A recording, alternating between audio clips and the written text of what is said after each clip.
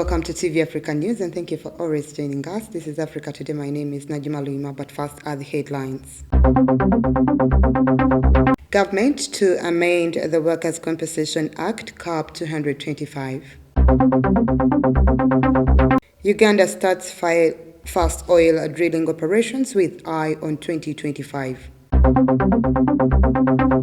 Morocco lawmakers to review ties with European Parliament. African women footballers striving for the base in the Turkish League. Welcome once again. Now the news in detail. The government of Uganda, through the Ministry of Gender, Labour and Social Development, has proposed an amendment for the Workers' Act, CAP 225, to improve assessment awards to workers for injuries suffered during the course of their employment. Ahumoza with more. In his address to journalists at Uganda Media Center in Kampala, the State Minister for Gender, Labour and Social Development, Okello Engola, revealed that the proposed amendment is aimed at improving assessment, compensation and enforcement of awards to workers for injuries suffered and scheduled diseases incurred during the course of their employment. CAP 225, if amended, will improve the assessment, compensation and enforcement of awards to workers for injuries suffered and scheduled diseases incurred during the course of their employment. This will go a long way in protecting the rights of workers and promotion of industrial harmony. It's on this backlog that Minister Engola urged all Ugandans to play a role in ensuring that all work injuries are reported to labor offices in time. I want to urge all of you to take note of the provisions of this act and to play your part in ensuring that all work injuries are reported to the labor officers in time and injured persons are provided adequate treatment. On the other hand, Nora Njangali from Uganda National Roads Authority, UNRA, said that the government has set aside 920 billion Uganda shillings to compensate the victims of the Kampala Jinja Expressway project. Tumuwa sente ezenkana byalina ku ground. So bwe tuba tukwafectingako katono era ofuna sente ntono. Bwe tuba tukwafectinga kinene era ofuna sente nene. Budget of compensating abantu tuli mu billions rwenda mu abiri ze estimating ze so kubanga oluguudo luyita mu very densely populated places. The approach to compensation of those PAPs, the methodology is purely based on guidance from the Solicitor General. Solicitor General guided us and we came up with that framework which was considered by Cabinet and therefore approved. Uganda on Tuesday launched the drilling of its first oil well, a key milestone as the country races to meet its target of first oil output in 2025. President Yoweri Museveni cut the ribbon at a site operated by China National Offshore Oil Company near Lake Albert in Chikube district. We have more. The field, known as Kingfisher, is expected to produce 40,000 barrels of oil per day at its peak, according to Uganda's oil industry regulator. The development comes 17 years after the discovery of commercial oil deposits in the East African country. Francis Toto, the operator of the second project, known as Tilenga, is expected to begin drilling in March. Uganda last week issued a license for the construction of a $3.5 billion pipeline set to carry crude oil from the country to international markets. Last year, the oil majors signed a $10 billion agreement to develop the Ugandan oil fields and build the pipeline. At peak, Uganda plans to produce about 230,000 barrels of crude oil per day. Uganda's reserves are estimated as 6.5 billion barrels of crude, of which about 1.4 billion are considered recoverable. Moroccan lawmakers on Monday voted unanimously to review ties with the European Parliament, accusing it for meddling after a resolution that urged the kingdom to respect press freedom. Members of both houses of Morocco's parliament met in the capital Rabat for a joint session in response to the non-binding European text adopted on Thursday. In a statement after their session, the Moroccan legislators called the European resolution an unacceptable attack against the sovereignty, dignity and independence of judicial institutions in their kingdom. They said it had seriously harmed the fundamental trust between them. Rashid Taubi Alami, Speaker of the House of Representatives, without giving no further details, said that Morocco's parliament decided to reconsider its resolutions with the European Parliament and submit them for an overall evaluation. Under the 1996 agreement, Morocco and the European Union have been linked in tight economic and commercial relations, particularly in agriculture and fishing. Let's take a quick break. We will be right back.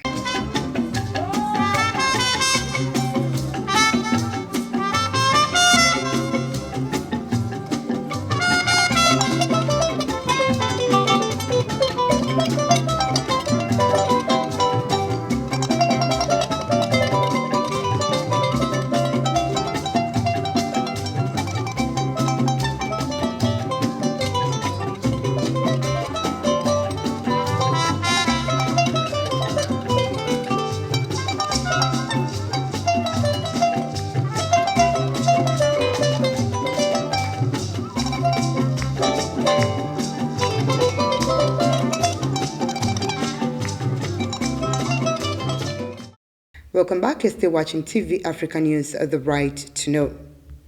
Police arrested Mauritania's former president Mohamed Abdul-Aziz on Tuesday on the eve of his trial for abuse of power and amassing an illicit fortune, according to his lawyer. The 66-year-old was first told to report to police but refused, according to the defense lawyers. The rare prosecution of a former African head of state was due to open on Wednesday morning, with Abdul Aziz spending the night in custody. Several other figures from his former regime also facing charges of corruption and money laundering and illicit enrichment were also arrested, a security source said.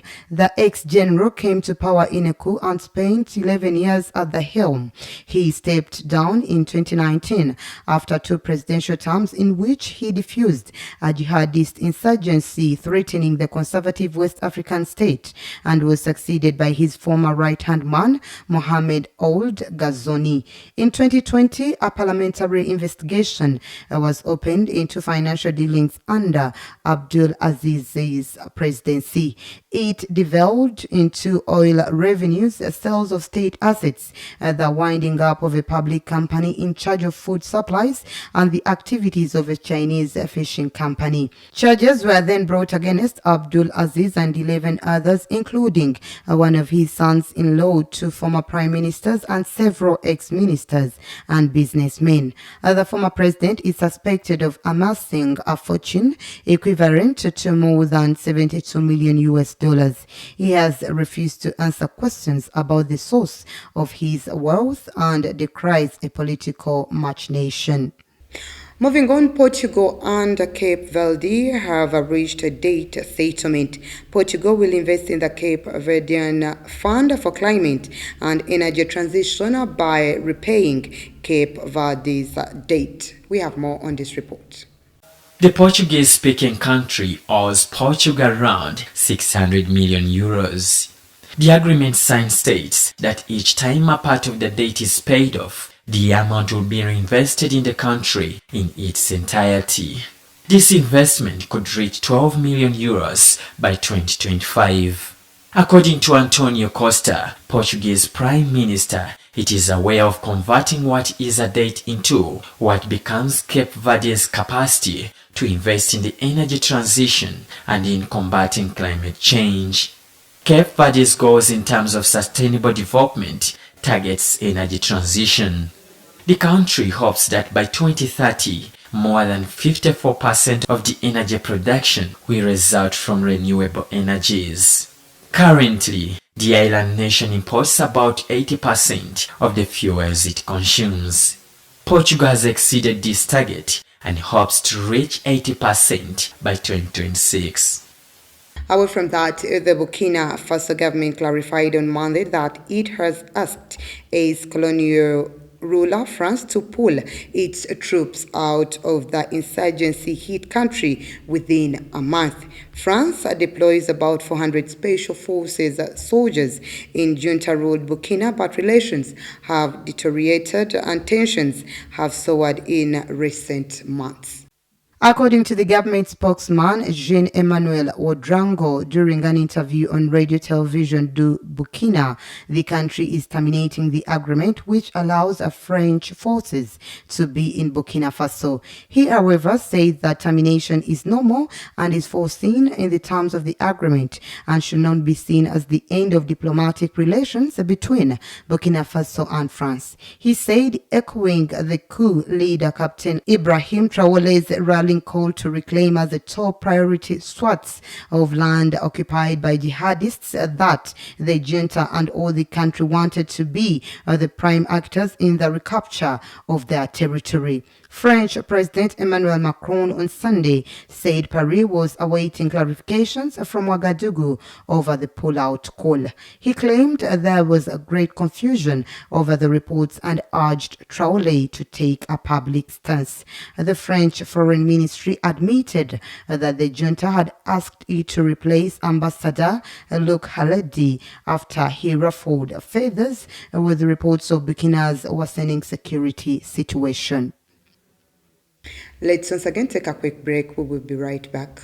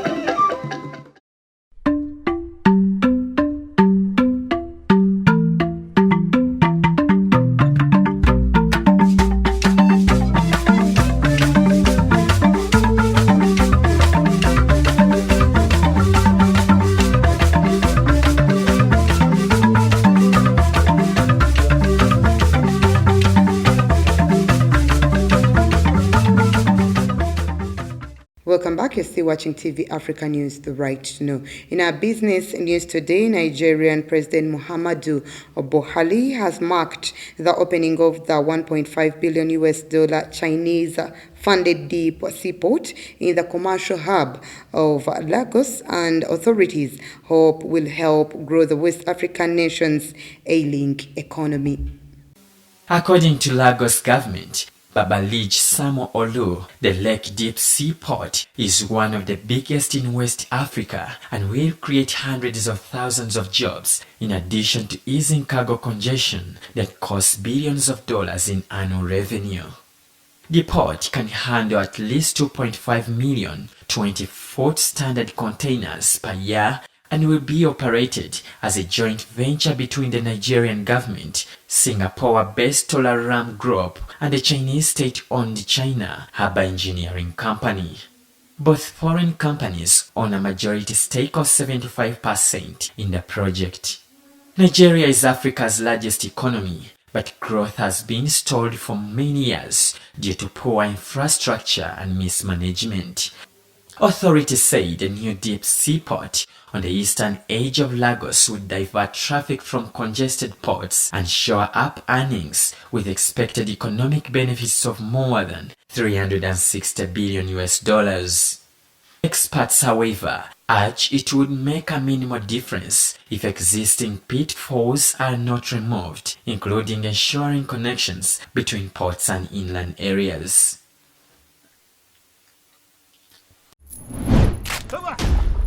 Bagari.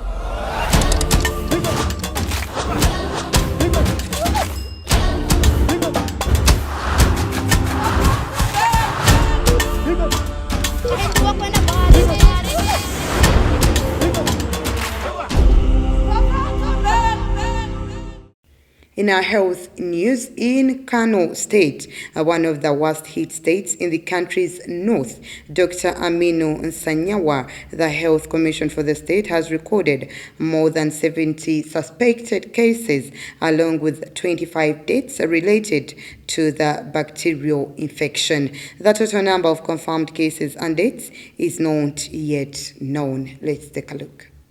Nigeria's Center for Disease Control and Prevention revealed that it initiated an emergency response to the outbreak of diphtheria and is monitoring the situation in 4 of the nation's 36 states. Authorities were first alerted about an outbreak among children in Kano State in late December, according to the state's chief epidemiologist. Diphtheria causes breathing difficulties, heart failure, and paralysis. The people most at risk are unvaccinated or live areas or with poor sanitation. Nigeria has not had a diphtheria outbreak of this magnitude in recent years.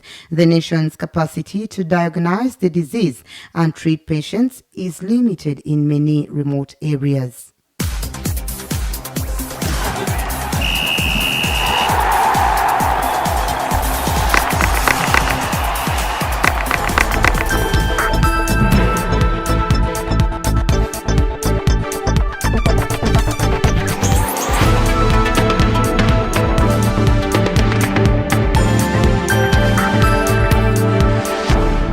And in sports, a group of 4 African women footballers has kept a clean sheet in the Turkish league, helping their team Onvo Hatayspor with a total of 9 goals so far. Ahumza with more. A group of 4 African women footballers include the 26-year-old Ivorian midfielder Aminata Haidara, 22-year-old Burkina Faso striker Juliette Nana, 21-year-old Ghanaian striker Suzy Dedete, and 27-year-old midfielder Priscilla Okiere. According to Hilma Baguna, the technician director, their direct contributions to the success of the team are really great and makes a big difference for them. The technical director added that the players have always tried to play at a high level since the day they arrived with their humble personalities, making them better after every game they play. Okiere has scored 3 goals and 4 assists. Teye has 5 goals, Nana 1 goal and 1 assist, and Haidara has 1 assist. They have all played an important role in keeping their team at the top, which is ranked 2nd in the league. 4 of the 6 foreign players of Hatayspor are African footballers. The team is now looking forward to establishing itself as the best club in the Turkish league. That was the news. Thank you for always keeping it TV Africa. Please do stay tuned.